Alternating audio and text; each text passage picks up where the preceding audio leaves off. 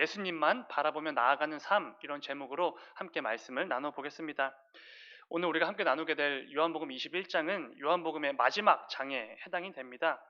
근데 이 21장은 여러 가지 측면에서 굉장히 독특한 부분들이 많은 말씀이기도 합니다. 여러 가지가 있겠지만 그 가운데 가장 이 21장의 좀 특이사항을 뽑자면은 이것입니다. 21장이 없어도 요한복음을 통해서 온 땅으로, 전 세계로 복음이 증거되는 일에 전혀 방해가 받지 않게 된다라는 것입니다. 그러니까 21장이 없고 1장부터 20장까지만 요한복음이 있는다고 해도 전혀 어색할 것이 없다라는 것이죠.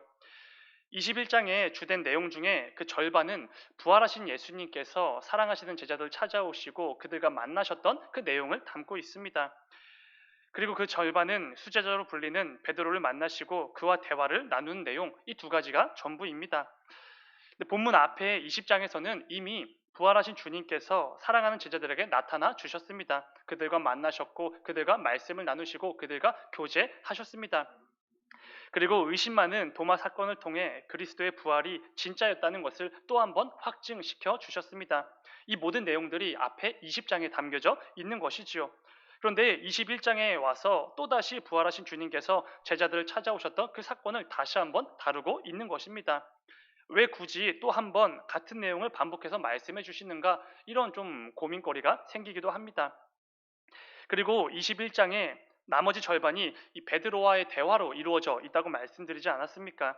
그런데 이 말씀 21장 말씀을 읽다 보면은 마치 이 21장 전체가 베드로 한 사람을 위해서 기록된 것과도 같다라는 착각이 들 정도로 온통 베드로와의 대화로 가득한 것을 보게 됩니다. 그 가운데 말씀들을 하나하나 뜯어보면은 그 모든 것들이 마치 이 베드로를 위해서 이 21장이 기록되었고, 예수님께서 이 베드로를 어떻게든지 이끌어주고 싶으셔서, 어떻게든지 회복시켜 주고 싶으셔서 이 베드로만을 위해서 21장을 기록해 주신 것처럼 착각이 들 정도라는 것입니다. 또 한 가지 부분을 살펴보면은 오늘 보면 21장 앞에 있는 20장 마지막 절을 보시게 되면은 굉장히 이상한 점을 보시게 됩니다. 요한복음 20장 30절과 31절을 보면은 요한은 이렇게 기록하고 있습니다. 30절과 31절입니다. 예수께서 제자들 앞에서 이 책에 기록되지 아니한 다른 표적도 많이 행하셨으나 오직 이것을 기록함은 너희로 예수께서 하나님의 아들 그리스도이심을 믿게 하려 함이요 또 너희로 믿고 그 이름을 힘입어 생명을 얻게 하려 함이니라. 아멘. 마치 이 결론처럼 보이지 않습니까? 20장까지만 원래 요한복음이 기록되었고, 이제 이 20장 마지막 절에 해당하는 31절을 통해서 이 요한복음을 기록한 그 목적을 제시하고 이제 이 책이 마무리되면 될 것 같습니다. 그런데 이 완벽한 결론을 뒤로한 채 21장이 계속해서 기록되어져 있다는 것이지요. 예수님께서 살아계신 하나님의 아들이 되시는 것, 그리고 그분을 통해 모든 이들이 구원을 얻어 영원한 죽음이 아니라 영원한 생명을 얻게 되었다라는 이 기쁜 소식, 복음을 증거하기 위해서 기록된 책이 요한복음이라면, 요한복음 20장 31절에서 이 책이 끝나는 게 가장 아름답고 완벽해 보이는 것은 사실입니다. 여기서 요한복음이 끝나면 굉장히 딱 알맞는 그런 말씀이 되는 것이죠. 그런데 요한복음은 여기서 끝나지 않고 한 장이 더 기록되어져 있다는 것이죠. 주석을 여러 개 찾아보니 이 부분들에 대해서 여러 가지 의견들이 있습니다. 요한이 그때 당시에 어떤 상황이나 어떤 배경이나 어떤 일련의 사람들로 인해서 이 21장을 추가로 기록할 수밖에 없었을 것이다, 이런 내용들이 즐비합니다. 20장에서 복음서를 마쳐도 이 복음 증거에는 아무런 문제될 것이 없지만 어떤 특별한 이유 때문에 이 21장을 한 장 더 기록했다라는 것이지요. 그리고 저는 오늘 말씀을 준비하면서 그 이유에 대해서 이렇게 묵상을 했습니다. 앞선 요한복음 1장부터 20장까지는 저와 여러분이 앞으로 평생 동안 증거해야 될 그 복음에 대한 내용이 담겨져 있다면, 이 21장은 그 복음을 증거하는 모든 복음 증거자들을 위해서 기록된 한 장의 말씀이구나, 이런 묵상입니다. 예수님께서 사랑하는 제자들을 다시 한번 찾아오셨던 그 사건과 자신을 배신하고 부인하고 저주까지 했었던 그 베드로와의 그 긴 대화를 나누셨던 그 사건들을 통해서 오늘을 살아가는 모든 복음 증거자들, 저와 여러분들에게 꼭 가르쳐주고 싶으셨던 한 가지 사실이 있기 때문에 이 말씀을 기록하셨다는 것이지요. 20장에서 주님께서 말씀하셨던 것처럼 아버지께서 나를 보내신 것 같이 나도 너희를 보내노라, 이 말씀처럼 저와 여러분, 우리 모두는 예수 그리스도로부터 이 땅으로 보냄을 받은 복음 증거자들입니다. 성도들인 것이지요. 그런데 예수님께서는 앞으로 이 땅을 살아가게 될 그러니까 예수님으로부터 보냄을 받고 그 복음 증거자로 평생을 살아가야 될 저와 여러분들에게 분명히 가르쳐주고 싶으셨던 무언가가 있으셨다라는 것입니다. 오늘 이 밤에는 그 부분에 대해서 좀 함께 나누어 보려고 합니다. 부디 이 밤에도 부족한 종의 입술을 통해 선포되어지는 그 말씀이 우리 각자에게 꼭 필요한 하나님의 음성이 되어서 들리고 그 가운데 귀한 결단과 뜨거운 마음들이 일어나는 귀한 이 밤이 되기를 주님의 이름으로 축원을 드립니다. 먼저 나누어 볼 부분은 이런 부분입니다. 우리가 믿고 우리가 의지하고 우리가 찬양하고 신뢰하는 그 예수님은 우리를 끝까지 사랑하신다라는 부분입니다. 그냥 사랑만 하시는 게 아니라 끝까지 우리를 신뢰해 주시고 우리에게 끝까지 사명을 맡기시는 그런 분이라는 것입니다. 우리는 우리를 향한 예수님의 사랑을 참된 사랑 이렇게 부르지 않습니까? 그 이유는 다른 게 아닙니다. 예수님의 사랑에는 그 어떤 한계도 제한도 기한도 없기 때문에 우리는 감히 그 사랑을 진짜 사랑, 참 사랑 이렇게 부를 수 있는 것이지요.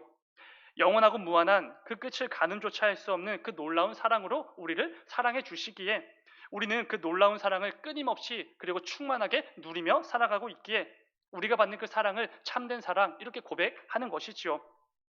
말씀을 하나 읽으면은 예수님께서 이렇게 말씀해 주셨습니다. 요한복음 13장 1절의 말씀을 보면은 요한이 이렇게 기록합니다.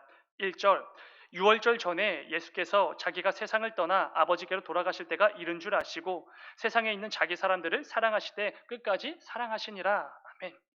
예수님께서는 십자가의 그 길을 앞두고서 사랑하는 제자들의 발을 씻겨 주셨습니다. 그런데 그 세족식에 앞서서 이런 말씀이 이어지는 것이지요.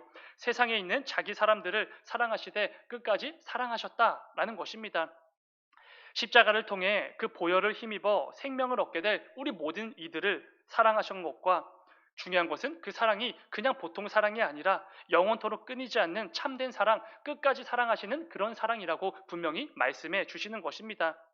그리고 이 말씀이 참이라는 것이 오늘 베드로를 통해서 또 한 번 증명이 되는 것입니다. 어떻게 증명이 되는 것입니까? 오늘 본문 21장을 기준으로 그렇게 오래전 일이 아닙니다. 불과 얼마 전에 예수님을 모른다고 3번이나 부인했고 저주까지 열심히 퍼부었던 그 배신자 베드로와 예수님의 대화를 통해서 예수님의 사랑이 참된 사랑이라는 것이 분명히 확증이 되는 것입니다. 예수님께서 부활하신 후에 제자들을 찾아오시고 그들과 대화를 나누신 적은 많이 있습니다. 그런데 베드로와 직접적으로 1대1로 개인적으로 굉장히 깊은 대화를 나누신 적은 없지요. 바로 그 직접적이고 깊은 대화가 오늘 21장의 절반을 차지하고 있는 것입니다. 조금 길지만 15절부터 17절까지의 말씀을 우리 한 절씩 교독해 보겠습니다. 15절부터 17절까지 한 절씩 교독합니다. 그들이 조반 먹은 후에 예수께서 시몬 베드로에게 이르시되 요한의 아들 시몬아 네가 이 사람들보다 나를 더 사랑하느냐 하시니 이르되 주님 그러하나이다. 내가 주님을 사랑하는 줄 주님께서 아시나이다. 이르시되 내 어린 양을 먹이라 하시고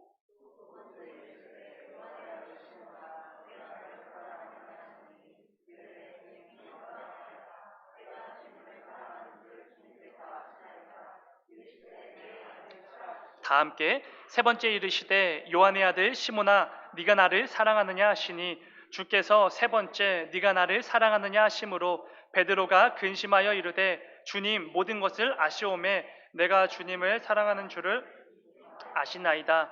예수께서 이르시되 내 양을 먹이라. 아멘. 예수님께서는 무려 3번이나 반복해서 베드로에게 무엇을 물어보신 것입니까? 네가 나를 사랑하느냐? 네가 이들보다 나를 더 사랑하느냐? 네 주변에 있는 그 모든 것들보다 나를 더 사랑하느냐? 이렇게 3번이나 말씀해 주십니다. 그리고 이어서 내 양을 먹이라, 내 양을 치라, 내 양을 먹이라 이 역시도 반복해서 말씀해 주시지요. 예수님은 자신을 버리고 부인한 그 베드로에게 자신을 사랑하냐고 무려 3번이나 물어보신 것입니다. 그런데 이것은 절대로 예수님께서 베드로의 그 과거의 잘못을 지적하시고 들추시기 위함이 아니라는 거 우리는 잘 알고 있을 것입니다. 예수님은 절대로 베드로가 자신을 더 이상 사랑하지 않는다라고 생각하시는 분이 절대로 아닌 것이지요. 베드로가 예수님을 더 이상 사랑하지 않기 때문에 예수님을 부인한 것도 아니고 더 이상 예수님을 따르고 싶지 않기 때문에 예수님을 저주했다고 절대로 그렇게 생각하지 않으셨을 것입니다. 오히려 이렇게 생각하셨겠지요. 사랑하는 베드로가 여전히 나를, 예수를 사랑하지만 큰 두려움과 무서움, 순간의 당혹스러움으로 인해서 순간적으로 나를 부인하고 나를 저주했구나. 분명히 이렇게 생각해 주셨을 것입니다. 베드로의 고백에서 알 수 있지요. 내가 주님을 사랑하는 거 주님께서 더 잘 아시지 않습니까? 이 고백을 통해서 이 부분을 알 수 있습니다. 예수님은 베드로의 그 과거의 잘못을 들추어내시고 들쑤시기 위해서 지금 이런 반복되는 질문을 하시는 게 아닙니다. 오히려 위축된 베드로를 회복시켜 주시기 위해 이런 질문을 하시는 것이지요. 과거에 굉장히 큰 실수를 저지르긴 했지만 베드로 자신이 여전히 예수님을 사랑하고 있다는 것을 이 대화를 통해서 회복시켜 주셨던 것입니다. 예수님을 향한 그 여전한 사랑이 베드로 자신에게 있다는 것을 담대하게 다시 한번 고백할 수 있도록 내가 주님을 사랑하나이다. 이 고백을 그 입술로 다시 한번 할 수 있도록 지금 예수님께서 도와주고 계시는 것이지요. 그 가운데 고백할 수 있는 그 힘도 주셨던 것입니다. 중요한 것은 이 대화를 통해 단지 예수님을 향한 베드로의 사랑만 드러난 게 아니라는 것입니다. 오히려 베드로를 향한 예수님의 사랑이 여전하다는 것, 이 사실이 더욱더 극명하게 드러나는 것이지요. 왜 그렇습니까? 사실 베드로와 예수님의 이 대화 자체가 예수님께서 베드로를 여전히 너무나 사랑하시기에 시작된 것이기 때문입니다. 만일 예수님께서 과거 자신을 배신하고 자신을 부인하고 저주했던 그 베드로가 더 이상 좋지 않고 더 이상 사랑스럽지 않고 더 이상 함께하고 싶지 않으셨다면 이 대화 자체가 시작이 안 됐겠지요. 이 대화가 성립이 안 되었던 것입니다. 그냥 베드로는 과거에 조금 이 뜨거운 마음과 그 뜨거운 열심을 가지고 잠깐 반짝했다가 사라져버리는 그 수많은 제자들 중에 하나 정도로 끝나 버렸을지도 모릅니다. 그러나 베드로를 향한 예수님의 사랑이 여전히 여전하기 때문에 이전과 동일하게 참된 사랑으로 그를 바라보고 계셨기 때문에 그를 찾아오셔서 깊은 대화와 교제를 통해 그를 회복시켜 주고 계시는 것입니다. 예수님의 사랑은 언제나 이처럼 한결같고 변함이 없습니다. 자신이 사랑하는 그 자들을 끝까지 사랑하시되 정말로 끝까지 사랑하시는 분이시지요. 그 예수님의 사랑이 오늘 본문을 통해서 분명하게 드러나고 있습니다. 중요한 것은 예수님께서는 베드로와의 이 대화를 통해서 단지 사랑에 대한 부분만 회복시켜 주신 게 아니라는 것입니다. 사명에 대한 부분도 다시 한번 회복시켜 주시는 것을 보게 됩니다. 예수님을 향한 그 베드로의 사랑, 베드로를 향한 그 예수님의 사랑을 다시 한번 서로 확인시키신 후에 곧바로 베드로에게 사명을 다시 한번 맡기시지요. 내 양을 먹이라, 내 양을 치라, 내 양을 먹이라. 그 사명을 분명하게 다시 한번 제시해 주십니다.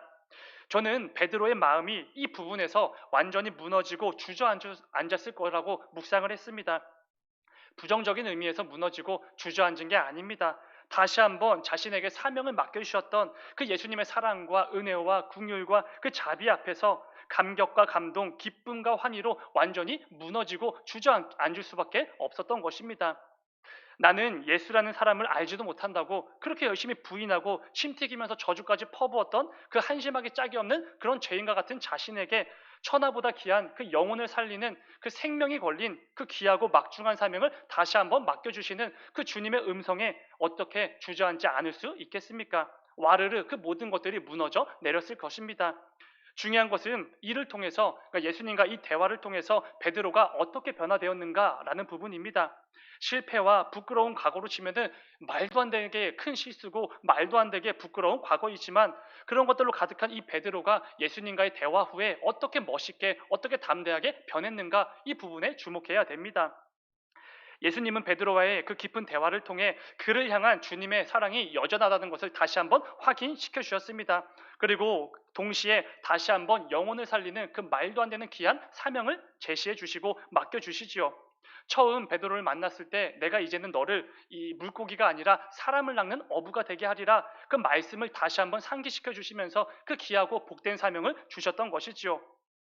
그리고 이제는 네가 지금까지 경험했었던 실패와 그 모든 부끄러운 모습들 다 털어내 버리고 다시 한번 나를 따르라 이렇게 말씀해 주셨던 것입니다. 그런데 여러분 이 대화 이후에 예수님께서 회복시켜 주신 이 사건 이후에 베드로가 어떻게 됩니까? 완전히 다른 사람이 되어 버립니다. 이제는 예수 그리스도를 위해 자신의 목숨까지도 내어놓는 말도 안 되게 담대한 사도가 되는 것이지요. 죽는 순간까지 충성스럽게 복음을 증거하고 많은 이들을 주께로 돌아오게 하는 이 놀라운 사명을 정말로 복되게 잘 감당한 귀한 사도로 성장하게 되는 것입니다. 특별히 본문 18절과 19절을 보면은 예수님께서 베드로의 죽음에 대해서 말씀해 주시는 것을 보게 됩니다. 18절과 19절을 다시 한번 제가 읽어드리겠습니다. 내가 진실로 진실로 내게 이르노니 내가 젊어서는 스스로 띠띠고 원하는 곳으로 다녔거니와 늙어서는 내 팔을 벌리리니 남이 내게 띠띠우고 원하지 아니하는 곳으로 데려가리라. 이 말씀을 하심은 베드로가 어떠한 죽음으로 하나님께 영광을 돌릴 것을 가리키심이러라. 이 말씀을 하시고 베드로에게 이르시되 나를 따르라 하시니. 아멘. 이 말씀에 의하면 베드로는 죽는 순간까지 하나님의 영광을 위하여서 그 사명을 감당하는 것을 알게 됩니다.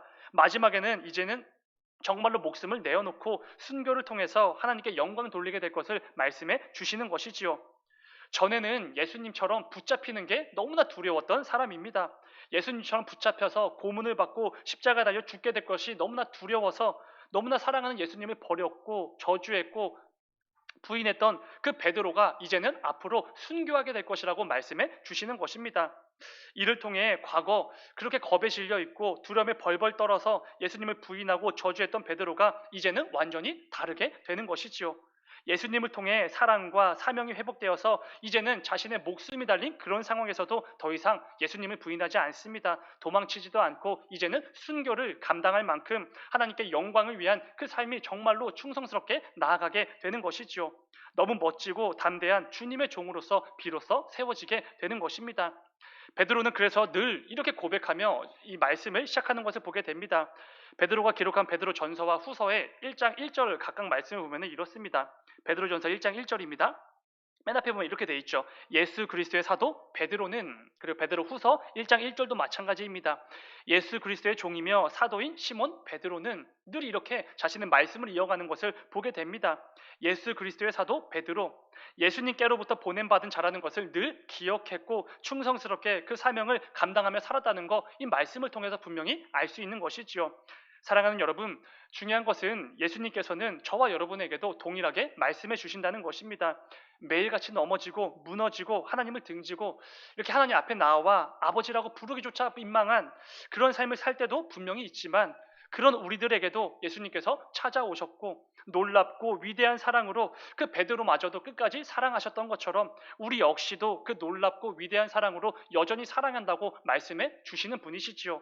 그게 바로 우리가 믿는 예수님입니다. 그렇기에 우리 역시 나를 향한 주님의 사랑을 늘 기억하고 나 역시 어떤 상황에서도 주님을 사랑한다고 고백할 수 있어야 되는 것입니다. 베드로가 순교까지도 감당하면서 그 복음을 위해 죽어간 것처럼 예수 그리스도를 향한 그 사랑의 고백을 끊이지 않았던 것처럼 우리 역시 그렇게 살아야 되는 것이지요. 또한 베드로에게 맡기셨던 그 귀한 사명들이 많이 있지 않았습니까? 사도행전 말씀들을 쭉 보게 되어지면은 베드로가 얼마나 놀랍고 얼마나 위대한 그 사명들을 충성스럽게 감당했는지 정말로 잘 묘사가 되어져 있습니다. 중요한 것은 저와 여러분들, 우리 각 사람들에게도 그 분량에 따라서 그만큼의 어쩌면 그 이상의 귀한 사명들이 부여되어져 있다는 것입니다. 우리는 주님의 그 사랑을 힘입어 나에게 허락된 그 사명을 또 한번 충성스럽게 감당해야 되는 것입니다. 자신을 향한 그 변함없으신 그 예수님의 사랑을 다시 한번 깨닫게 된 베드로가 죽기까지 충성함으로 자신의 삶을 통해 하나님께 영광을 돌렸고 예수 그리스도의 그 이름을 위하여서, 그 사랑을 위하여서 정말 열심히 달리고 또 달렸던 것처럼 우리 역시 그런 귀하고 복된 삶을 살아야 한다는 것이지요. 만약에 이런 삶에 대한 갈망이 없다면, 기대와 소망과 사모함이 없다면 우리가 성도로서 이 땅을 살아가고 있는지 다시 한번 점검해 보아야 되는 것입니다. 나를 향한 예수님의 참된 사랑을 아는 자들만이 이 사명을 감당할 수 있기 때문입니다. 그 사랑을 제대로 누리는 자들만이, 충만하게 매일같이 누리는 자들만이 그 사명을 감당할 수 있기 때문입니다.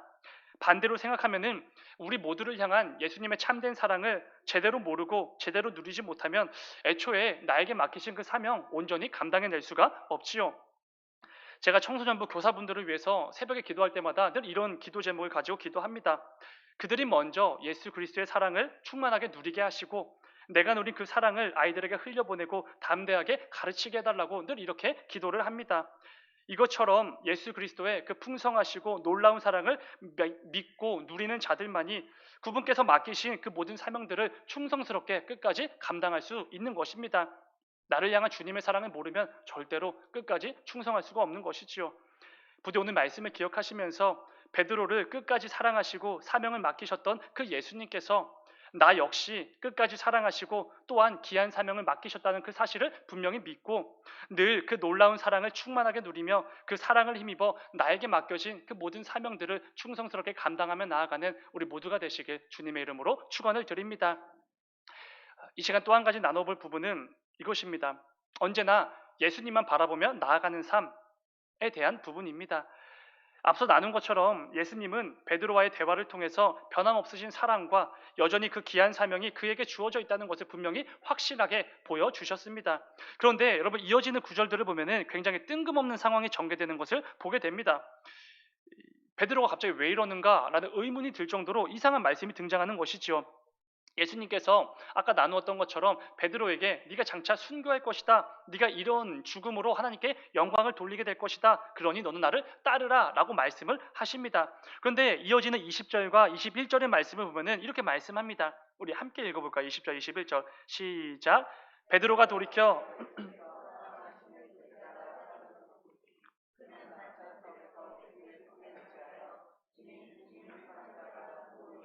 묻던 자더라. 이에 베드로가 그를 보고 예수께 여짜오되 주님 이 사람은 어떻게 되겠사옵나이까? 아멘. 여러분 이 상황을 한번 상상해 보시기 바랍니다. 굉장히 뜬금없는 상황입니다. 베드로가 예수님께서 사랑하시는 제자가 그 예수님을 따르는 것을 보고 이렇게 물은 것이죠. 주님, 지금 예수님을 따르는 저 사람은 어떻게 되는 것입니까? 이렇게 물어보는 겁니다. 문맥상 이것은 이런 의미의 질문이죠.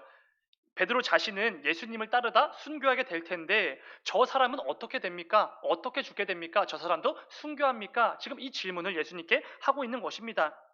여기서 말하는 예수께서 사랑하시는 제자는 우리가 아는 것처럼 사도 요한, 이 요한복음을 기록한 요한을 말합니다. 그러니까 베드로는 지금 그 요한도 자신과 같이 순교를 당하는 것인지 아니면 다른 방법으로 죽는지 아니면 순교 안 당하고 평생을 평안하게 살다 죽게 되는지 그게 궁금했던 것입니다. 조금 전까지 자신이 나아가야 될 그 사명의 길을 다시 한번 회복되는 것을 분명하게 느끼고 확신을 갖고 담대함으로 나아가겠다고 그 의지를 뜨겁게 불태웠던 베드로가 뜬금없이 느닷없이 다른 곳으로 시선을 돌리고 있는 것입니다. 다른 사역자 그 옆에서 함께 주님을 따르고 있는 요한에게로 시선을 돌리고 있는 것이지요. 그런데 예수님께서 곧바로 이렇게 말씀하십니다. 베드로가 정말 하면 안 될 질문을 했던 것 같습니다. 이어지는 22절 예수께서 이르시되 내가 올 때까지 그를 머물게 하고자 할지라도 내게 무슨 상관이냐 너는 나를 따르라 하시더라. 굉장히 강력하고 단호하게 지금 말씀해 주고 계십니다. 그러니까 내가 요한을 내가 다시 오실 그 재림의 날까지 죽지 않고 영원토록 살도록 그냥 냅둔다고 해도 그게 도대체 너랑 무슨 상관이 있냐? 너는 그저 나만 따라와라. 이렇게 말씀해 주시는 것입니다. 하나님께서 다른 사람들을 어떻게 사용하시든지 어떻게 인도하시든지 어떤 삶의 환경과 모습으로 그를 사용하시든지 그를 어떻게 죽게 만드시든지 전혀 신경 쓸 필요가 없다. 이런 말씀인 것입니다. 예수님만을 바라보며 내 눈앞에 놓인 내게 주신 나의 삶, 나의 사명만을 바라보고 다른 데다 시선 두지 말고 주만 바라보며 따라와라. 지금 그 말씀을 해주시는 것입니다. 예수님께서는 지금 사명을 감당하는 모든 성도들에게 동일하게 말씀하시는 것이죠. 다른 곳에 신경 쓸 필요가 하나도 없다. 그저 예수님만 바라보고 예수님을 따라 나아가면 그만이다. 이거 완전히 단호하게 말씀해 주십니다. 그렇습니다. 우리는 사실 예수님만 바라보며 나아가면 되는 사람들입니다. 계속해서 다른 곳에 눈을 돌리고 다른 곳에 내 마음을 두고 그럴 필요가 없는 사람들인 것이지요. 그러나 안타깝지만 우리는 대부분의 경우 예수님만 바라보며 나아가는 것을 잘 못합니다. 계속해서 다른 것에 내 시선과 마음을 두고 살아갈 때가 얼마나 많은지 모릅니다. 이 땅을 성도로 살아가는 우리의 삶을, 여러분들의 삶을, 각자의 인생을 반드시 점검해 보셔야 됩니다. 변함없는 그 예수님의 사랑을 넘치도록 받으면서도 늘 다른 곳에 내 마음과 내 시선과 내 삶의 초점을 두고 살고 있지는 않은지 반드시 점검해 보셔야 됩니다. 베드로는 예수님이 다시 한번 찾아와 주심으로 그 말도 안 되는 은혜와 긍휼과 자비와 그 감격의 순간을 통해서 그 모든 것들이 회복되었습니다. 그래서 이제는 주님께서 다시 맡겨주신 그 사명을 충성스럽게 감당하기만 하면 됩니다. 그런데 그 와중에도 다른 곳에 시선을 돌린 것입니다. 저 옆에 제자, 저 요한은 어떻게 살게 될지, 어떻게 사역을 감당하게 될지 그게 궁금해서 그를 바라보고 있었던 것이지요. 그런데 우리 역시 내게 맡기신 내 삶의 자리에서 충성스럽게 내 삶을 잘 감당해내면 되는 것인데 계속해서 다른 삶의 자리에 눈을 돌릴 때가 참 많이 있습니다. 남의 삶, 남의 사명에 시선을 고정하고 살 때가 정말로 많이 있는 것이지요. 이것은 절대로 주님께서 원하시고 기뻐 여기실 만한 모습이 아닐 것입니다. 우리는 어떤 순간에도 어떤 상황에서도 어떤 형편에서도 누구와 있든지 오직 예수 그리스도만 바라보며 그분을 따라가며 그분께 나아가면 그만인 것입니다. 이것이 이 땅을 살아가는 모든 성도들에게 저와 여러분들에게 주님께서 원하시는 진짜 성도의 모습이지 않겠습니까? 우리가 교회에서 사역을 감당할 때에도 마찬가지인 것 같습니다. 하나님의 영광, 예수 그리스도 외에 다른 곳에 시선을 두고 마음을 두기 시작하면 정말로 힘들어집니다. 육체적으로든 정신적으로든 마음적으로든 관계적으로든 힘들어질 수밖에 없는 것이지요.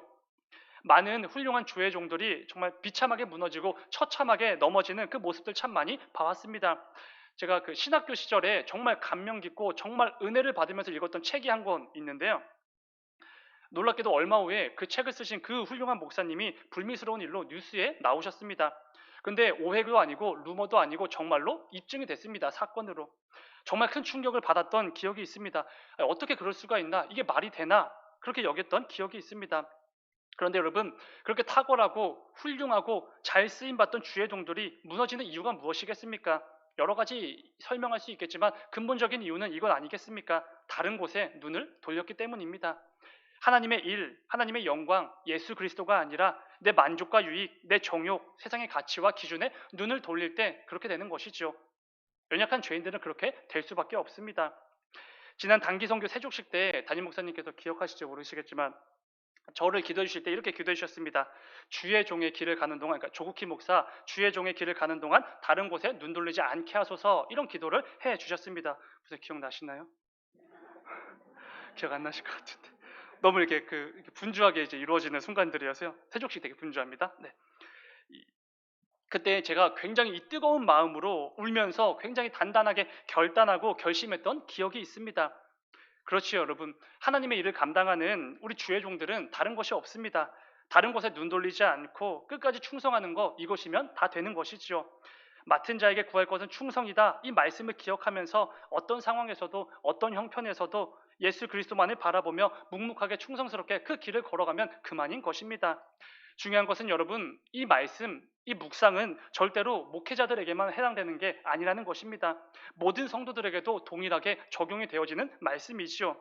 우리 모두 성도로서 이 땅을 살아가는 동안 하나님과 하나님의 영광, 그리고 예수 그리스도 외에 다른 곳에 내 시선, 내 삶의 초점, 내 마음을 두게 되면 틀림이 없습니다. 우리는 성도다운 삶을 굉장히 쉽게 내버리게 될 것입니다. 그러다 어느 순간 세상과 전혀 다를 바가 없이 말을 먼저 하지 않으면 교회 다니는지조차 티가 안 날 정도로 그런 모습으로 이 땅을 세상과 똑같이 비참한 모습으로 살아갈 수밖에 없게 되는 것이지요.